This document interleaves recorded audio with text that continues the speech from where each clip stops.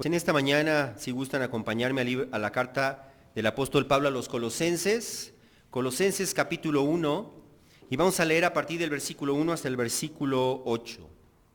El Señor nos dice así: Pablo, apóstol de Jesucristo, por la voluntad de Dios, y el hermano Timoteo, a los santos y fieles hermanos en Cristo que están en Colosas. Gracia a ustedes y paz de parte de Dios nuestro Padre. Damos gracias a Dios, el Padre de nuestro Señor Jesucristo, orando siempre por ustedes, al oír de su fe en Cristo Jesús y del amor que tienen por todos los santos, a causa de la esperanza reservada para ustedes en los cielos, de la cual oyeron antes en la palabra de verdad, el Evangelio, que ha llegado hasta ustedes, así como en todo el mundo, está dando fruto constantemente y creciendo. Así lo ha estado haciendo también en ustedes, desde el día que oyeron y comprendieron la gracia de Dios en verdad, tal como lo aprendieron de Epafras, nuestro amado consiervo, quien es fiel servidor de Cristo de parte nuestra, el cual también nos informó acerca de su amor en el Espíritu. Padre, Señor, es maravilloso poder expresar nuestra necesidad de ti, aún para estudiar tu palabra, Señor. ¿Quién es suficiente para estas cosas? ¿Quién es suficiente para hablar de tu palabra, Señor? Nadie es suficiente. Señor, yo confieso mi insuficiencia, mi incapacidad, Señor, en mí mismo. Más allá de hablar palabras, es tu Espíritu, Señor, el que hace la obra, es tu Espíritu el que regenera, es tu Espíritu el que transforma, es tu Espíritu el que santifica, es tu Espíritu el que toma la palabra, Señor, y cambia nuestra manera de pensar y de vivir, y eso es lo que yo te pido, Señor, en esta hora, que tú nos enseñes, y a partir de este estudio que vamos a llevar de esta carta, Señor, tú nos muestres la grandeza de tu Hijo, a través de tu Espíritu, Señor, que habita en nosotros. Te lo pedimos en el nombre de Jesús. Amén. Pues el día de hoy vamos a comenzar a estudiar la carta del apóstol Pablo a los Colosenses. El tema principal de esta carta es la centralidad de Cristo. El tema principal de esta carta es la grandeza y la suficiencia de Cristo. Y su propósito es mostrarnos la gloria de Cristo y enseñarnos que todo lo que necesitamos en esta vida, todo lo que nosotros estamos buscando para estar completos, para estar verdaderamente satisfechos, solamente lo podemos encontrar en Cristo. En ningún otro lugar, en ninguna otra persona, solamente en Cristo. Pero antes de entrar en materia, es importante que nosotros tengamos un panorama general del contexto en que fue escrita esta carta. Colosas, que es la carta, que es el lugar a donde fue escrita esta carta, Colosas, era una ciudad localizada en la provincia, en la región de Frigia, en la provincia romana de Asia, a unos 160 kilómetros de Éfeso, en lo que actualmente es Turquía. Y esta ciudad de Colosas había sido una ciudad muy próspera durante los siglos III y IV antes de Cristo, una ciudad comercial. Tenía el beneficio de contar con dos de las rutas más importantes, de las rutas comerciales más importantes de ese entonces, cruzaban precisamente en Colosas. Y Colosas era famosa por su lana. Ellos vendían una lana negra que era reconocida en aquel entonces y apreciada por su alta calidad. Además, les decía yo, tenían el cruce de estas dos rutas comerciales que hacían de esta ciudad una ciudad próspera, una ciudad cosmopolita, una ciudad con un montón de gente de diferentes culturas, diferentes lugares. Sin embargo, más adelante, conforme fue pasando el tiempo, una de estas carreteras, la que cruzaba del norte al sur, fue movida de Colosas más hacia el oeste, de tal manera que dejó de pasar por allí, y fue entonces cuando la prosperidad de esta ciudad de Colosas y la importancia de esta ciudad de Colosas fue declinando, fue decayendo. En cuanto a la iglesia de Colosas, sabemos nosotros que no fue fundada por el apóstol Pablo. El apóstol Pablo no fue a llevarles el evangelio a los colosenses, sino más bien fue un colosense. Fue un habitante de esa misma ciudad que se llamaba Epafras. Y se cree que este Epafras llegó a Cristo visitando la ciudad de Éfeso cuando Pablo estuvo allí predicando el Evangelio. Él estuvo 3 años y medio, el apóstol Pablo, en Éfeso, y probablemente él escuchó acerca del Evangelio en la ciudad de Éfeso. Él se convirtió a Cristo y después él llevó el Evangelio a su propia ciudad, a los de su propia gente, a los de su propio pueblo, y así fue como surgió esta iglesia en la ciudad de Colosas. Más tarde, sabemos nosotros que Epafras fue a visitar al apóstol Pablo cuando Pablo ya estaba encarcelado en Roma. Recordemos nosotros que el apóstol Pablo fue encarcelado 2 veces en Roma. Y durante su primer encarcelamiento en Roma, llegó Epafras probablemente para contarle al apóstol Pablo de los problemas que ellos estaban enfrentando en la iglesia, buscando la dirección del apóstol, buscando la palabra de Dios para dar solución a los problemas que ellos estaban enfrentando en la iglesia. Y es así como entonces, cuando Epafras llega a visitar a Pablo, por alguna razón que nosotros desconocemos, Epafras termina prisionero juntamente con Pablo. Y entonces en esa prisión, el apóstol Pablo escribe a los colosenses y manda esta carta a Colosas por medio de un hombre llamado Tíquico, porque Epafras estaba con el apóstol Pablo. Y él escribe esta carta más o menos entre los años 60-61 después de Cristo, dirigida precisamente a los colosenses. En ese mismo tiempo él escribe la carta a los efesios y de hecho la manda en ese mismo viaje, de tal manera que nosotros podemos entender por qué la carta a los efesios y la carta a los colosenses tienen tanto parecido, tienen temas en común, tienen vocabulario en común, porque fue escrita más o menos en el mismo, no más o menos, fue escrita en el mismo tiempo. Ahora bien, a lo largo de la historia de la iglesia, siempre se reconoció que esta carta había sido escrita por el apóstol Pablo. Hasta más o menos hace 100, 200 años, en que se empezó a cuestionar que Pablo haya sido su autor, y esto debido a las diferencias que existe en el vocabulario, en el estilo, en los temas teológicos, que esta carta contiene en comparación con las otras cartas que escribió el apóstol Pablo. Sin embargo, no es difícil explicar estas diferencias, ya que debemos considerar que esta carta fue escrita a una iglesia en particular, con problemas muy particulares, y el apóstol Pablo no siempre escribía con el mismo vocabulario a todas las iglesias. Es cierto que él tenía un rango de vocabulario, palabras que se repiten en la mayoría de las cartas, pero el apóstol Pablo de ninguna manera estaba limitado a un vocabulario, y siendo que ellos estaban enfrentando situaciones y problemas particulares, podemos esperar que el vocabulario que él utilizara y los temas teológicos que él tratara fueran distintos a los que el apóstol Pablo trata en otras cartas. De tal manera que no existen elementos suficientes para que nosotros pongamos en duda o neguemos, mucho menos neguemos, que el apóstol Pablo fue el autor de esta carta. Además de que el apoyo de lo que es el testimonio externo, es decir, de los padres de la iglesia, que afirman que el apóstol Pablo fue quien escribió esta carta. Por lo tanto, nosotros vamos a seguir considerando que esta carta fue escrita por el apóstol Pablo, a menos que haya evidencias concluyentes que nos digan que no lo fue. Y sin embargo, a pesar de todas estas evidencias, se estima que el 60% de los académicos cristianos hoy en día afirman que el apóstol Pablo no escribió esta carta. Sin embargo, volvemos a repetir, no existe evidencia concluyente de que él no haya sido, y por lo tanto, lo más seguro es considerarla como una carta escrita por el apóstol Pablo. Ahora bien, en cuanto a la razón, al motivo que despertó la escritura de esta carta, debemos nosotros saber, por el contenido de esta carta, es evidente que esta iglesia estaba enfrentando un problema, porque estaba surgiendo dentro de la iglesia, estaba surgiendo una mezcla de doctrinas cristianas con filosofías humanas y con prácticas judías que atentaban contra la suficiencia de Cristo.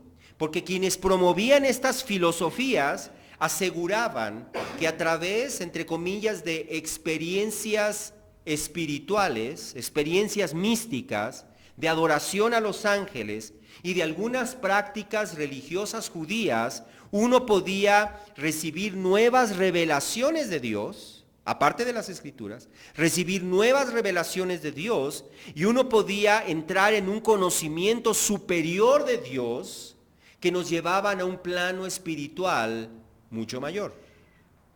Había elementos de gnosticismo, había elementos de filosofías paganas mezclados con ideas cristianas.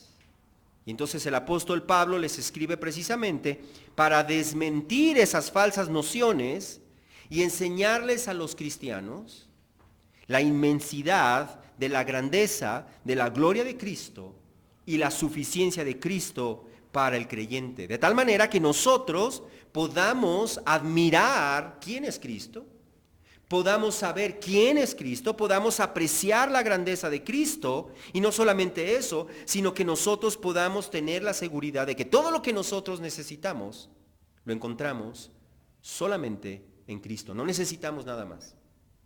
No necesitamos nada más que a Cristo. Y el pasaje que hoy vamos a estudiar en versículos 1 al 8 del capítulo 1 nos hablan precisamente del poder del Evangelio y de la suficiencia del Evangelio.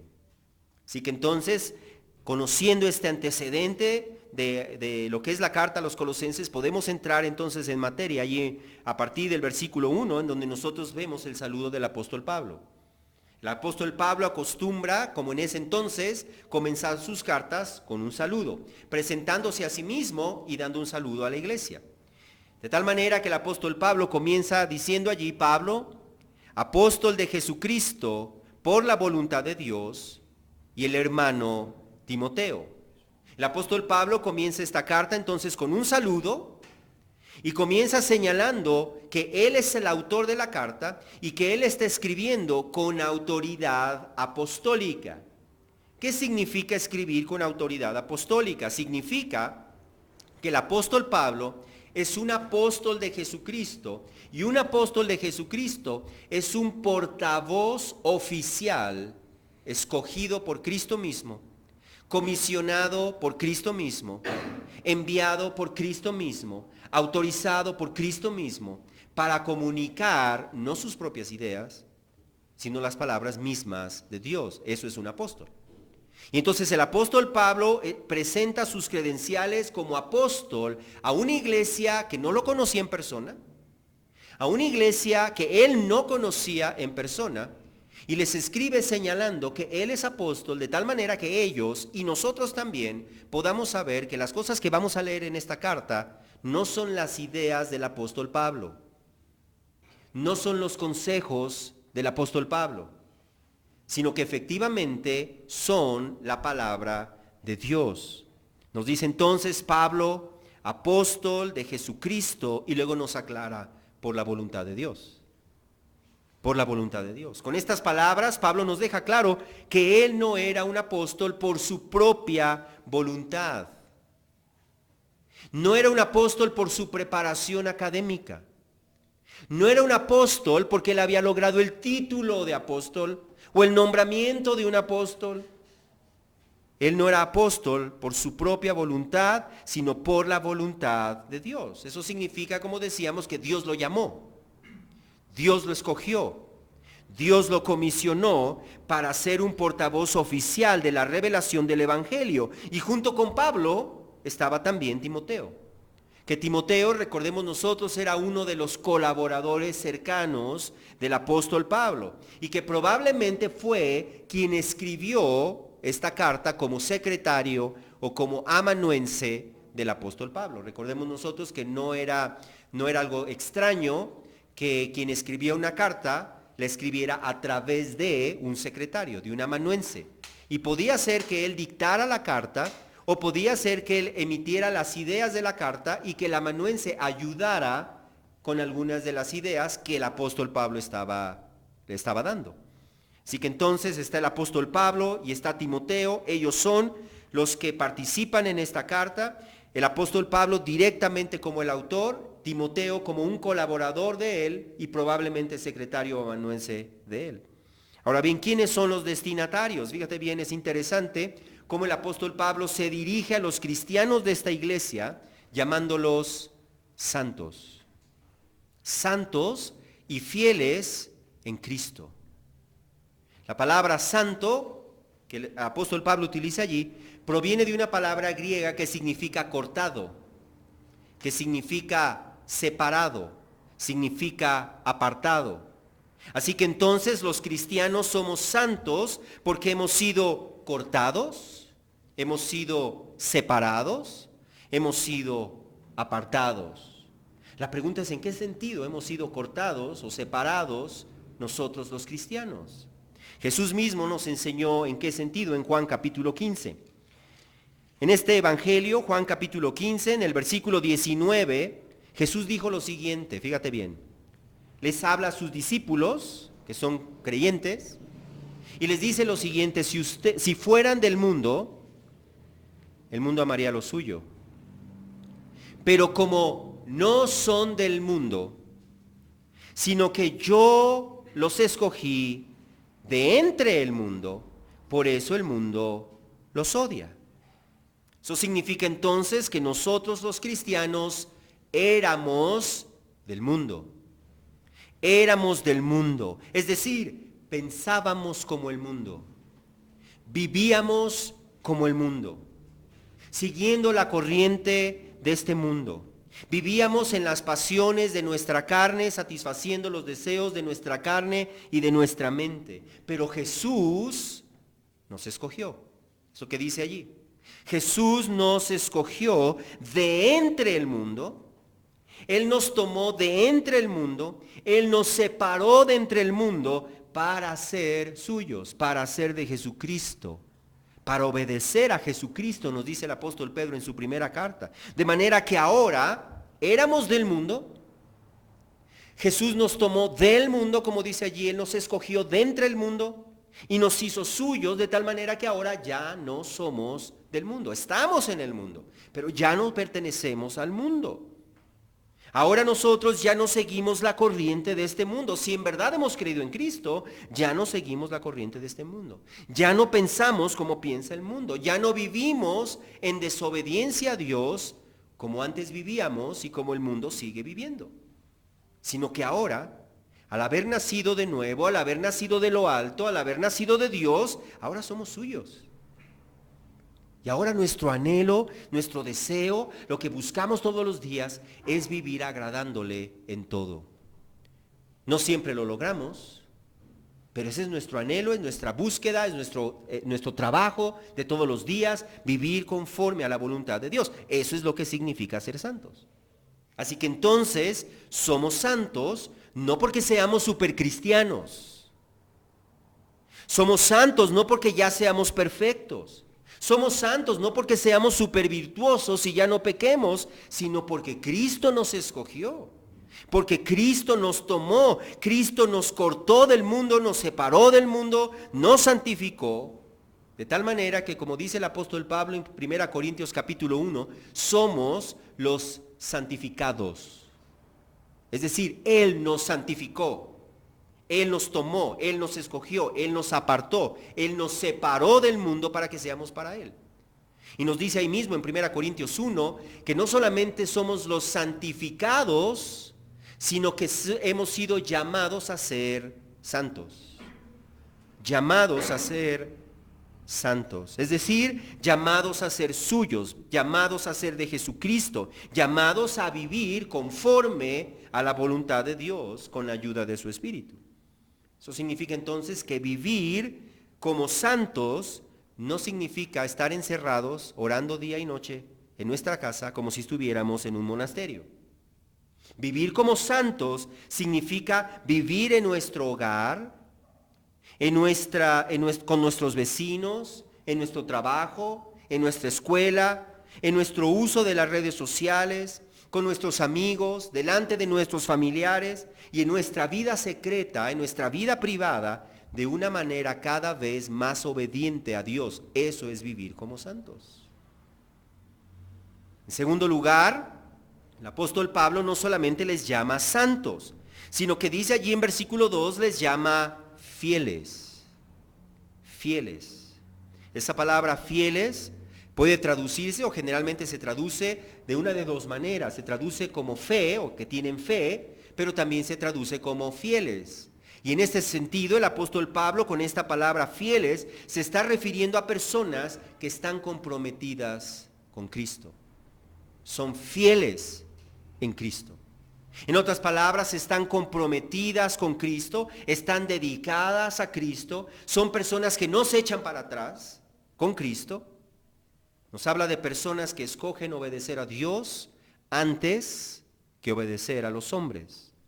Nos habla de personas que no están jugando al cristiano, que no son cristianos solamente de los domingos, que no son cristianos solamente cuando otros cristianos los ven. Nos habla de personas que son fieles, decididos, dedicados, comprometidos con Cristo, sin importar lo difícil que sea. No es fácil ser cristiano, pero están comprometidos con Cristo. Sin importar lo difícil que sea, sin importar las adversidades, sin importar las consecuencias, sin importar las represalias, sin importar las burlas. Los cristianos son santos porque han sido santificados y llamados a vivir como tales. Los cristianos son fieles porque están comprometidos con Cristo, porque están siguiendo al Cordero. Jesús dijo claramente: mis ovejas que oyen mi voz y me siguen. Si uno oye su voz y no le sigue, no es un discípulo, no es una oveja de Cristo, no es un cristiano. Pero también dice allí, en versículo 2, llama a los cristianos hermanos. Hermanos. Y con esa palabra nos recuerda el lazo que une a todos los cristianos en una misma familia. En una misma familia. Personas de diferentes contextos, de diferente educación, de diferente nivel social quizá, económico también, cultural también, es más, de diferentes países, que somos miembros de una misma familia. Una misma familia. Somos hermanos en Cristo. Y por lo tanto, como hermanos en Cristo, tenemos la responsabilidad de ver unos por otros, de interesarnos unos por otros, de servirnos unos a otros, de ayudarnos unos a otros, de animarnos, de edificarnos unos a otros, de hablar bien unos de otros. Somos hermanos. Finalmente, el apóstol Pablo nos enseña que los cristianos no solamente somos santos, no solamente somos fieles, no solamente somos hermanos, sino que nos dice que estamos en Cristo. En Cristo. Dice allí a los santos y fieles hermanos en Cristo que están en Colosas. Ahora bien, el texto griego literalmente dice así: a los santos y fieles en Cristo en Colosas. Perdón, a los santos y fieles en Colosas en Cristo. Así dice. De esta manera Pablo nos enseña que así como los cristianos, esos cristianos estaban en Colosas, vivían en Colosas, habitaban en Colosas, así ellos ahora vivían en Cristo, estaban en Cristo, habitaban en Cristo. Y de la misma manera nosotros, así como nosotros estamos en Toluca, vivimos en Toluca, habitamos en Toluca, así nosotros estamos en Cristo. Y esa ciudadanía es mucho más importante que nuestra ciudadanía terrenal. Somos ciudadanos del reino de los cielos, por haber creído en Cristo. Porque en el momento en que nosotros creímos en Cristo, la Biblia nos dice que fuimos introducidos en Cristo. Estamos en Él. Fuimos incorporados en Cristo. Y ahora vivimos en Él. Y es por eso que podemos disfrutar de la gracia y de la paz que nos dice allí en el versículo 2. Gracia a ustedes y paz de parte de Dios nuestro Padre. Por eso podemos disfrutar de la gracia y de la paz, porque estamos en Cristo. En Cristo. Ahora bien, el apóstol Pablo, una vez que saluda, una vez que se presenta, una vez que saluda a los hermanos de esta iglesia y a nosotros, entonces él procede a expresar su gratitud a Dios por esos cristianos y por todos los cristianos que vivan de esta forma. Fíjate bien, versículo 3. Damos gracias a Dios, el Padre de nuestro Señor Jesucristo, orando siempre por ustedes. El apóstol Pablo de esta manera les dice siempre, continuamente, yo no dejo de darle gracias a Dios por ustedes y no dejo de orar a Dios por ustedes. Y luego nos explica 3 razones por las cuales él se mantenía dándole gracias a Dios por esos hermanos y se mantenía pidiéndole a Dios por esos hermanos. ¿Cuáles son estas 3 razones? Fíjate bien, en versículo 4. Al oír, es decir, él daba gracias, él oraba siempre por ellos, al oír de su fe en Cristo Jesús, del amor que tienen por todos los santos, a causa de la esperanza reservada para ustedes en los cielos. Esas son las 3 razones por las cuales el apóstol Pablo daba gracias y oraba por ellos. Número 1, por la fe de ellos. Número 2, por el amor que ellos mostraban unos para con los otros. Y número 3, por la esperanza que ellos tenían. Número 1 dice entonces, por la fe, al oír de su fe en Cristo Jesús. Ahora bien, es importante que nosotros recordemos, Pablo no conoce a estos cristianos. Él no los conoce personalmente. Ellos no lo conocen a él. ¿Cómo es posible que él hable acerca de la fe de ellos? ¿Cómo es posible que él sabe que ellos tienen esta fe si no los conoce? Si no los ha visto. La gran mayoría de las personas, aún muchos cristianos, piensan que la fe es algo privado. Es algo personal. Es algo que nadie más ve, es algo invisible. Pero con esto el apóstol Pablo nos da una clara indicación de que la fe no es solamente algo privado, no es solamente algo de creencias, no es solamente algo de la mente. La fe genuina, la fe real es algo que se observa, es algo que se ve en nuestra manera de vivir. Y es por eso que el apóstol Pablo dice que él oraba por ellos a causa, al oír, fíjate bien, al oír de la fe de ellos. ¿Qué significa? Significa que le había llegado a él el reporte de la fe de estos cristianos, y él había escuchado de la fe de estos cristianos a través probablemente de Epafras, que veía la fe de estos cristianos en la iglesia, porque la fe se ve. Y fíjate bien, la fe de una persona no se ve en su emoción, la fe de una persona no se ve en sus actos religiosos externos. La fe de las personas se observa en su manera de vivir. De hecho, el libro de Santiago, en el capítulo 2, nos dice claramente que la fe, que la fe por sí misma, si no tiene obras, está muerta. Está muerta. Versículo 17. Y luego señala en ese mismo capítulo 2, en el versículo 18, yo te mostraré, dice Santiago, mi fe por mis obras. Yo te voy a mostrar mi fe a través de mis obras. Y concluye en versículo 26 afirmando que así como el cuerpo sin el espíritu está muerto, así también la fe sin las obras está muerta. Así que entonces la fe genuina, la fe verdadera, nunca se va a quedar oculta, nunca se va a quedar en secreto, siempre se hace visible por medio de nuestra obediencia a la palabra de Dios. Así se ve la fe, por nuestra obediencia a la palabra de Dios. De hecho, Efesios 2:10 nos dice claramente que nosotros al creer en Cristo fuimos creados, es como decir recreados en Cristo Jesús, fíjate bien, para hacer buenas obras, las cuales Dios preparó de antemano para que anduviéramos en ellas, dice Efesios 2:10.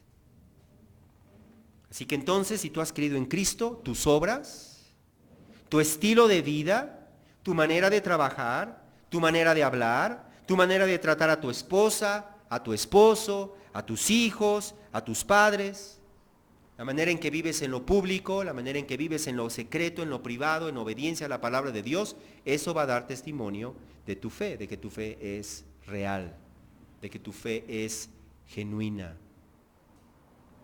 Número 2, el apóstol Pablo daba gracias, no solamente por la fe de ellos, daba gracias por el amor de ellos. Nos dice ahí, al oír de vuestra fe y al oír del amor que tienen por todos los santos. La Biblia nos enseña que la fe obra por el amor, dice en Gálatas capítulo 5. La fe obra por el amor. El Señor nos enseña que el amor a los cristianos es una característica que distingue a un cristiano verdadero. El amor a sus hermanos. A tal grado que el apóstol Juan, como ya estudiamos nosotros en la primera carta del apóstol Juan, en el capítulo 3, nos dice lo siguiente. Fíjate bien, a tal grado es una señal el amor de los cristianos, que dice en capítulo 3, versículo 14, nosotros sabemos que hemos pasado de muerte a vida, es decir, sabemos que somos cristianos. Sabemos que hemos pasado de muerte, de condenación, de estar bajo la ira de Dios. Hemos pasado a vida porque amamos a los hermanos. Porque amamos a los hermanos. Y luego aclara, el que no ama permanece en muerte. O sea, nunca ha salido de ahí. Ha estado en muerte y permanece en muerte. Pero el amor cristiano es una evidencia de que nosotros hemos creído en Cristo. Y ese amor a los hermanos se va a manifestar, como la Biblia nos enseña, a través de nuestro servicio a ellos, de nuestro trato a ellos, de nuestro afecto hacia ellos, de compartir de lo nuestro con ellos, en nuestras oraciones por ellos. Se muestra en nuestro sacrificio por ellos. Sin embargo, muchos cristianos asisten a la iglesia y piensan, estoy bien con Dios ya, asisto a la iglesia, pero nunca sirven, nunca se comprometen, nunca se interesan, nunca se relacionan con otros creyentes. Eso no hacen los hermanos en Cristo. Los hermanos en Cristo se procuran, los hermanos en Cristo se invitan, los hermanos en Cristo conviven, los hermanos en Cristo pasan tiempo juntos, se llaman, se mandan mensajes, se interesan en la vida de sus hermanos. Pues así debemos nosotros hacerlo, debemos desarrollar esa relación de hermanos en la iglesia. Somos una verdadera familia, no es algo simplemente imaginario. Y número 3, el apóstol Pablo da gracias, decíamos nosotros, por su fe, por su amor, versículo 5, por su esperanza, por su esperanza.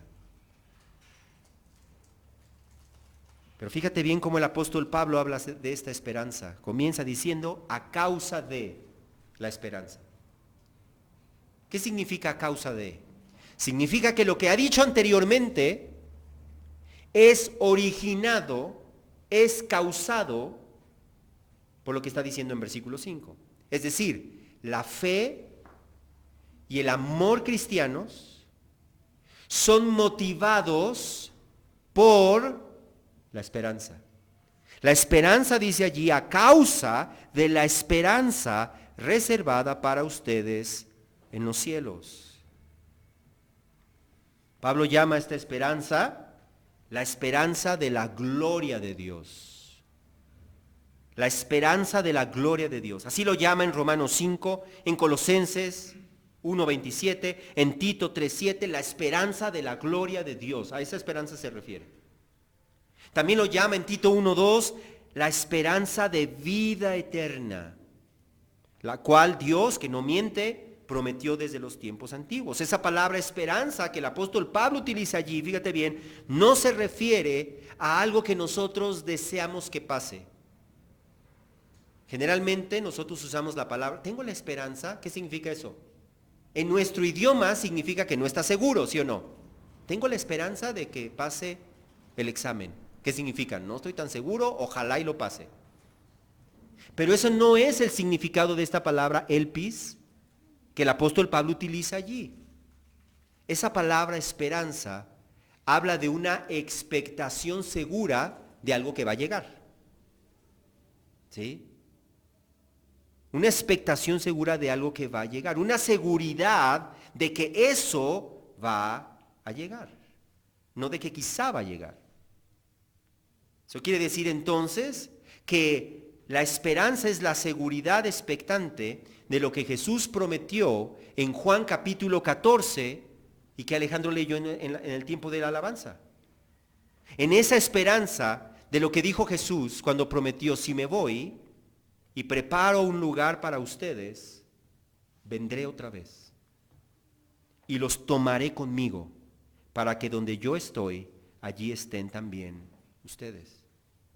Es la seguridad expectante, no de que quizá va a venir, o de que a lo mejor viene, a lo mejor no viene, pues ojalá y venga, sino es la seguridad de que Él va a venir y estamos esperando su regreso y como consecuencia estamos viviendo a la luz de esa expectación, estamos viviendo a la luz de esa seguridad. Esta esperanza, esta seguridad incluye la recompensa que Dios tiene preparado para cada cristiano conforme a lo que cada cristiano haya hecho. ¿Qué me refiero? Si tú vas a 1 Corintios 3, el apóstol Pablo nos dice que no todos en el cielo vamos a recibir la misma recompensa. Los cristianos van a ir al cielo. No hay un cristiano que no vaya a ir al cielo. Pero no todos los cristianos van a recibir lo mismo. Nos dice allí en 1 Corintios capítulo 3,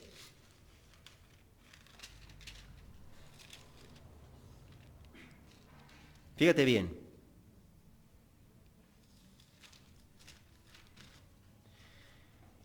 Nos dice ahora bien, si sobre este fundamento, en versículo 12, si sobre este fundamento alguno edifica con oro, plata, piedras preciosas, madera, heno o paja, fíjate bien cómo comienza diciéndonos, cada cristiano edifica con algo. Pero hay una diferencia en los materiales que usan esos cristianos. Unos edifican, fíjate bien, con oro, plata, piedras preciosas. Otros edifican con madera, heno o paja.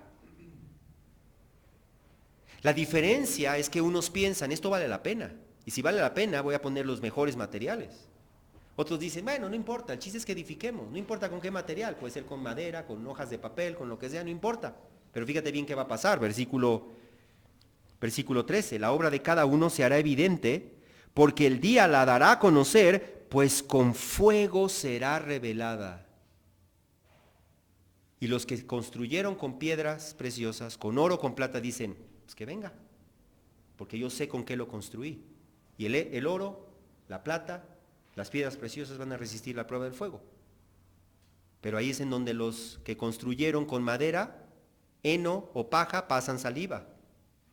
Y dicen, ups, eso no resiste el fuego. Eso se consume por el fuego. Porque por el fuego será revelada, dice enseguida, el fuego mismo probará la calidad de la obra de cada uno. Es decir, no hay nadie que se salve, de cada uno.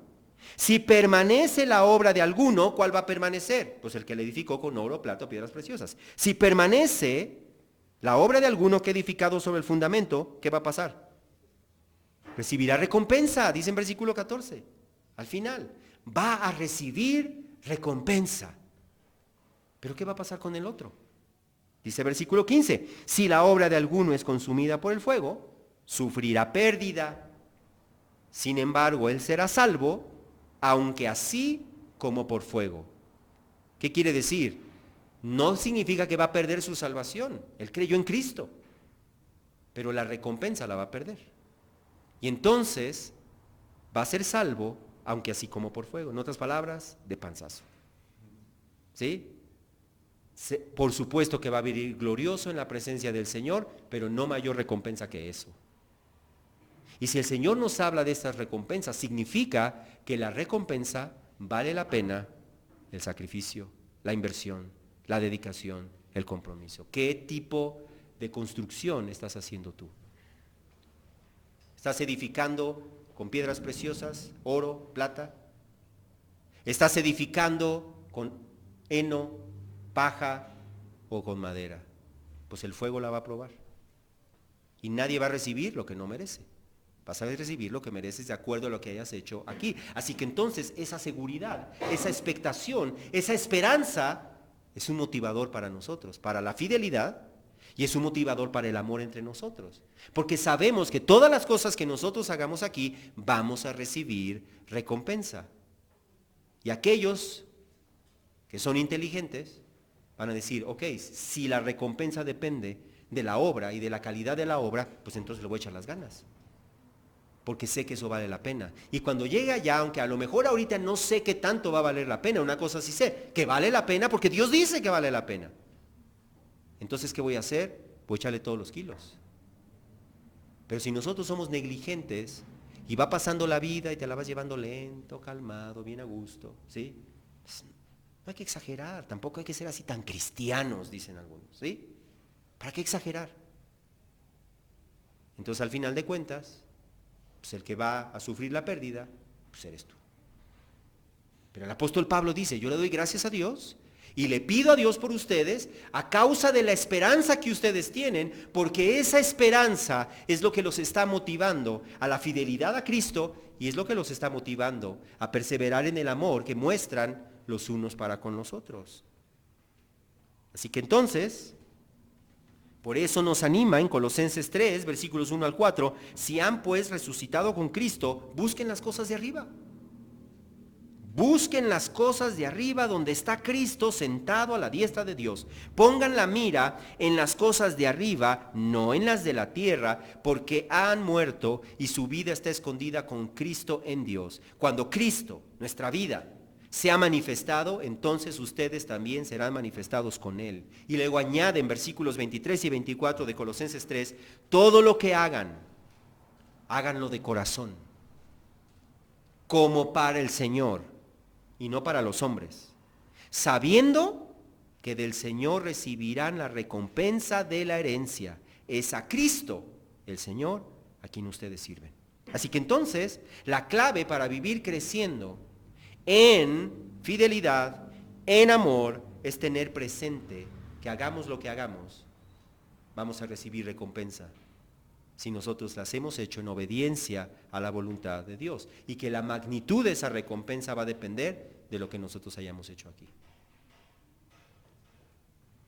Pero es interesante que una vez que da gracias al Señor por eso, una vez que les revela que Él está agradecido con el Señor por eso, Él pasa a mostrarnos cuál es la fuente de esa esperanza. Es decir, la esperanza es el motivador para la fidelidad y el amor, pero ¿cuál es la fuente de la esperanza? Y nos dice que la fuente de la esperanza es el Evangelio. Fíjate bien, ahí en versículo 5 dice, de la cual, ¿cuál es la cual? La esperanza. De la esperanza oyeron antes en la palabra de verdad, el Evangelio que ha llegado hasta ustedes. Fíjate bien. De esta manera el apóstol Pablo nos dice, ¿de dónde brota esa esperanza? Fíjate bien, no brota de nosotros.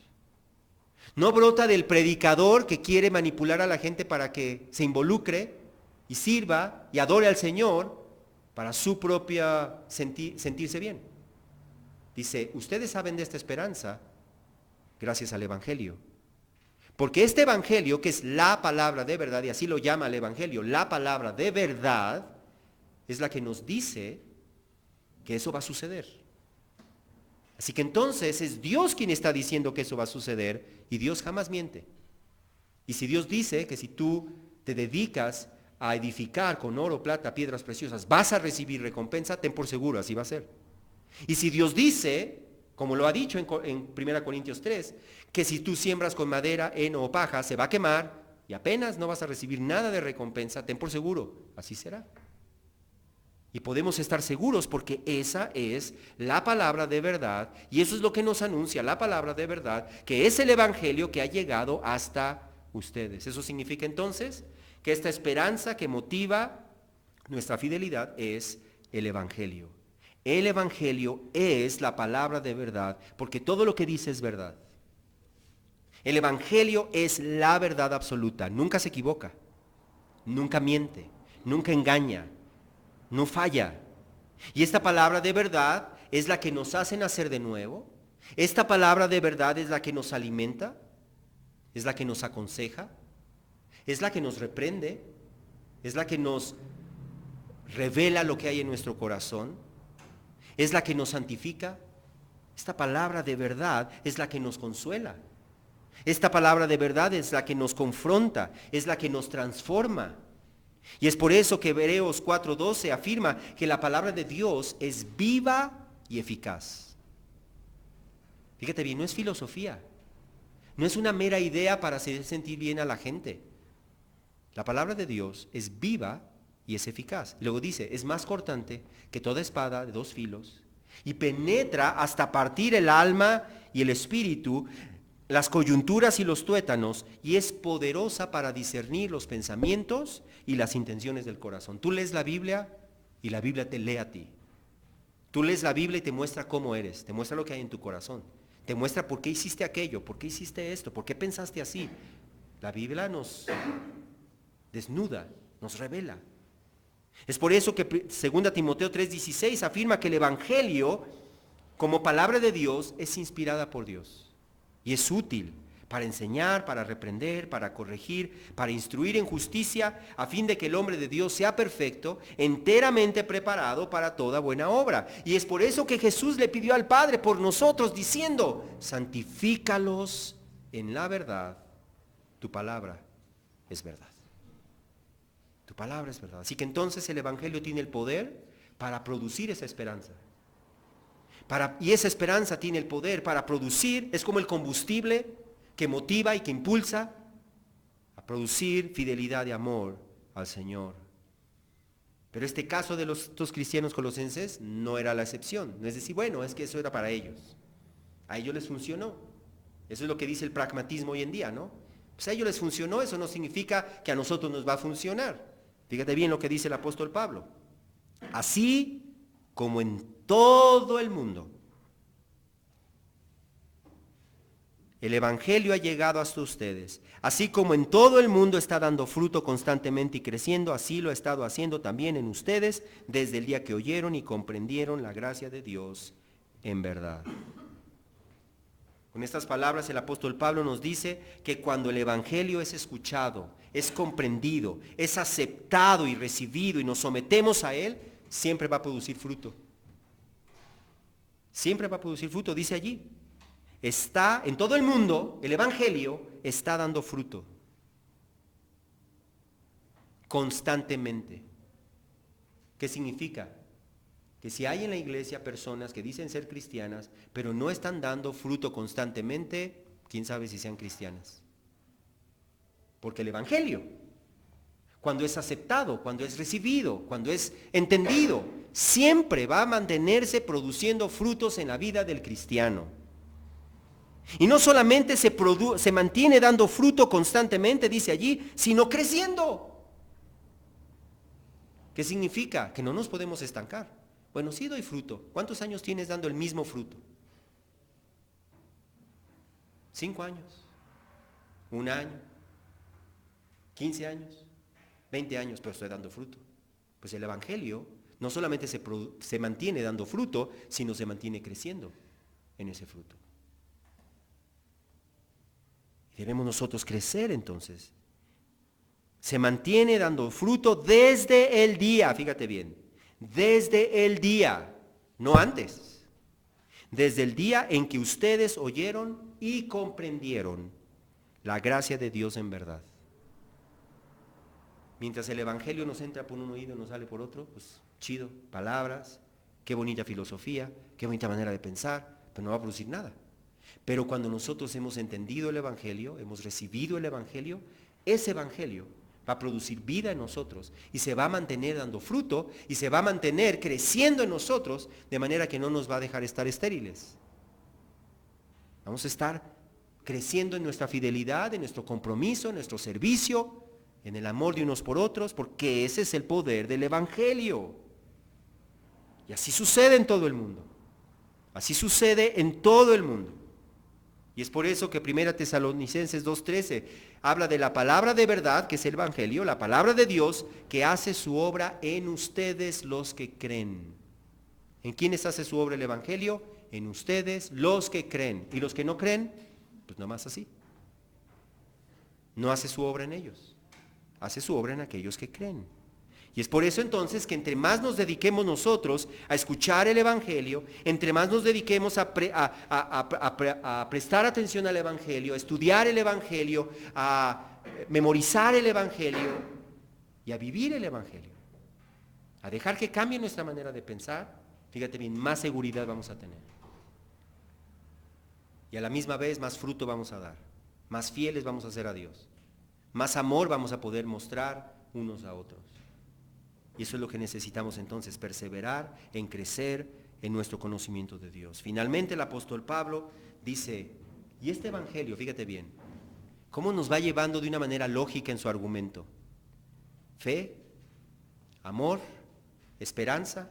La esperanza viene del evangelio, pero alguien puede decir, pero Pablo ni les predicó el evangelio. Pero el apóstol Pablo entonces procede a esa fuente, a ese origen del evangelio, para decir que aquel que les predicó el evangelio, ¿sí?, les predicó, al predicarles el mismo evangelio, ese evangelio es el que va a producir obras en ellos. No quién se los predicó. Fíjate bien cómo dice en versículo 7. Tal como lo aprendieron de Epafras, nuestro amado consiervo, quien es fiel servidor de Cristo de parte nuestra, el cual también nos informó acerca de su amor en el Espíritu. Fíjate bien cómo el apóstol Pablo dice aquí, en otras palabras, el poder que transforma está en el mensaje, no en el mensajero.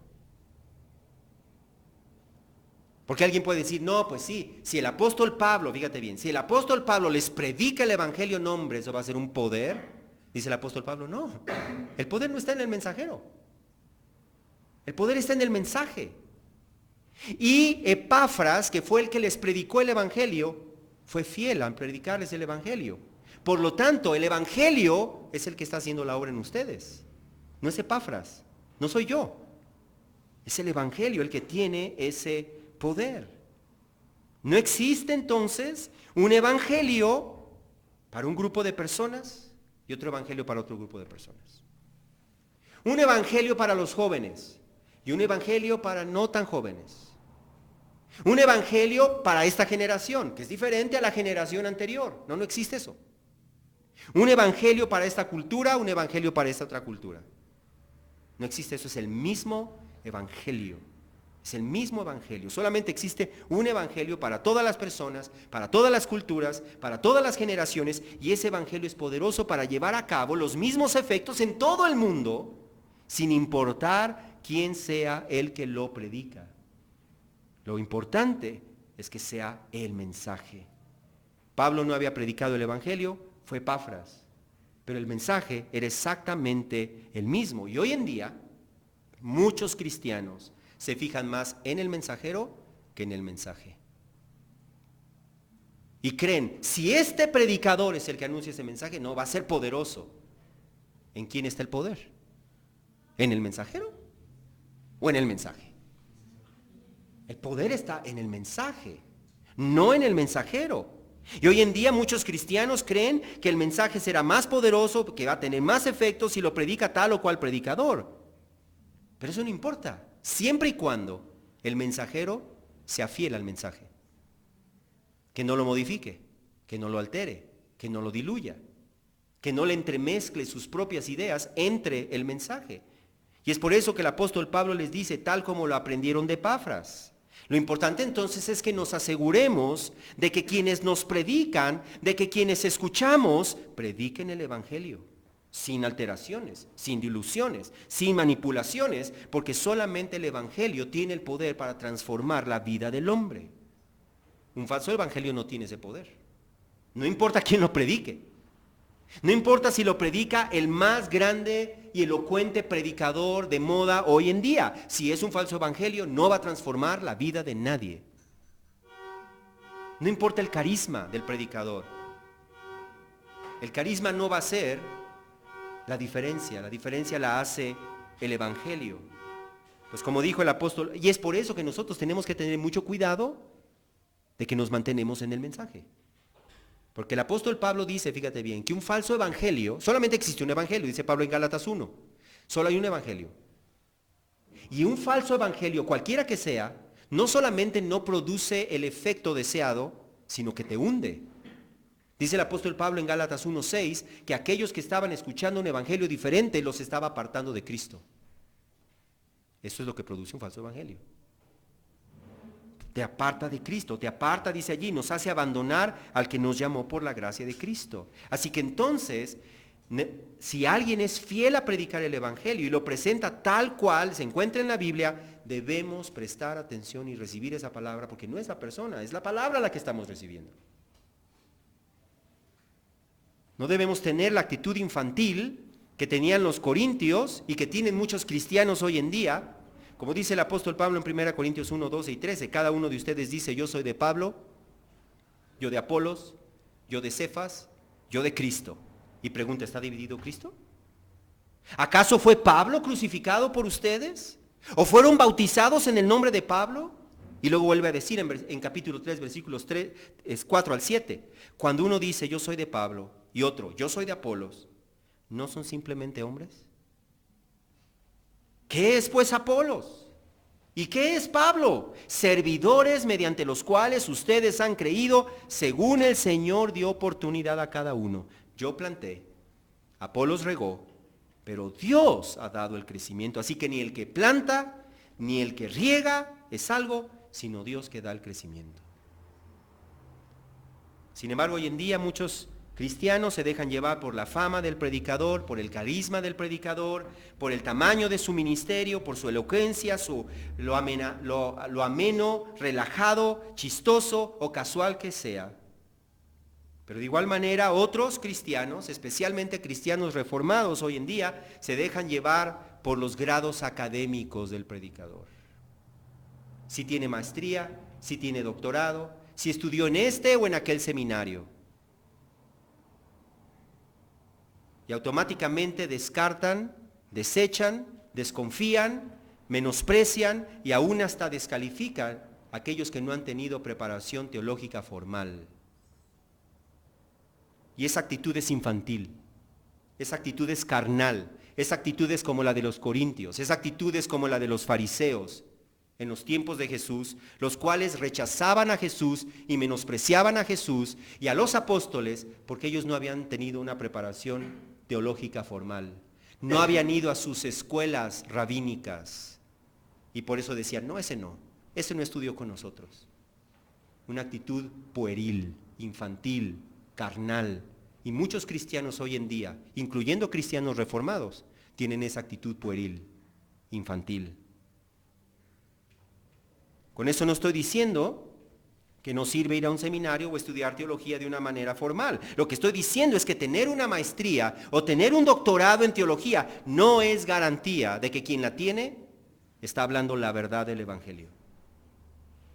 Lo que estoy diciendo es que por el otro lado hay cristianos, hay predicadores fieles a la palabra de Dios que no han tenido una preparación académica, formal, teológica, pero que eso no los descalifica bíblicamente para el ministerio, siempre y cuando lo que prediquen sea la verdad del Evangelio tal como es presentada en las Escrituras. Por lo tanto, debemos nosotros prestar atención a cualquiera que anuncie fielmente la palabra de Dios tal como lo hizo Epafras, que era un fiel ministro de Cristo Jesús, de parte aún de los apóstoles.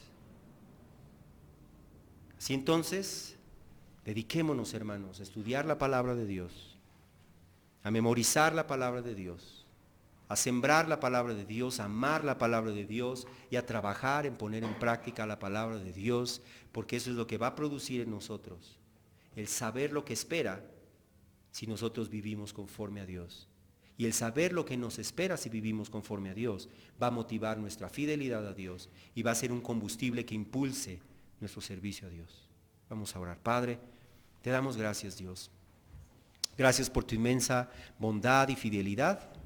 Te pedimos, Señor, que tú día a día sigas hablando a nosotros, pero que no seamos oidores olvidadizos de tu palabra, Señor, sino que la pongamos en práctica en nuestra vida, para tu gloria, Señor, y con la esperanza de la recompensa, porque tú no eres injusto para olvidar el trabajo de amor que nosotros hemos mostrado hacia los santos, sirviéndoles, habiéndoles servido, sirviéndoles aún para la gloria de tu nombre, Señor.